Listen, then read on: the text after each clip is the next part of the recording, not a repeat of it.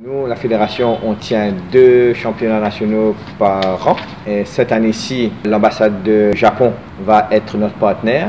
Et là, on va donc avoir les championnats nationaux samedi le 28 et les finales dimanche le 29. On a 115 participants. Depuis notre création en 2010, toutes les années, on a les championnats nationaux et toutes les années, nos athlètes sélectionnés participent aux championnats mondiaux.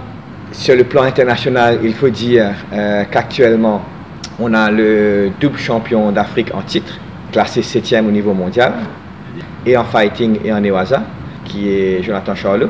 On a la double championne d'Afrique et en fighting et en Newaza, Chandrine Perrine, qui est dans les 10 premiers au niveau mondial.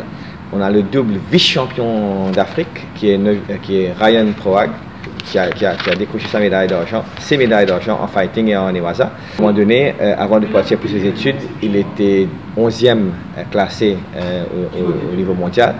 Et il faut dire que Jonathan Charlot, l'année dernière, a disputé la finale de bronze aux championnats mondiaux en Colombie. Les échéances internationales sont le Open de Balkan et le World Cup Under 15 qui auront lieu au fin septembre en Grèce, l'Open d'Allemagne début octobre, les championnats d'Afrique 18-19 octobre et les championnats du monde en Suède fin novembre. Le Jiu-Jitsu regroupe points, pieds, prise et projection, travail au sol avec des immobilisations et des étranglements, et aussi les clés des articulations. Donc c'est vraiment une discipline complète pour être à même de pouvoir se défendre dans tous les aspects d'un combat réel. C'est pourquoi aujourd'hui Mixed Martial Arts est très populaire, c'est pourquoi le Brazilian Jiu-Jitsu est très populaire. Ce sont des disciplines qui sont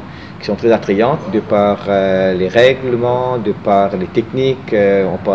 Surtout quand on parle de Newaza, le Jiu-Jitsu brésilien, on parle de jeu d'échecs parce qu'il faut être intelligent mais en même temps très technique. Il faut placer des stratégies. Le Jiu-Jitsu maintenant prend de plus en plus d'ampleur dans le monde. Certainement Maurice n'est pas une exception.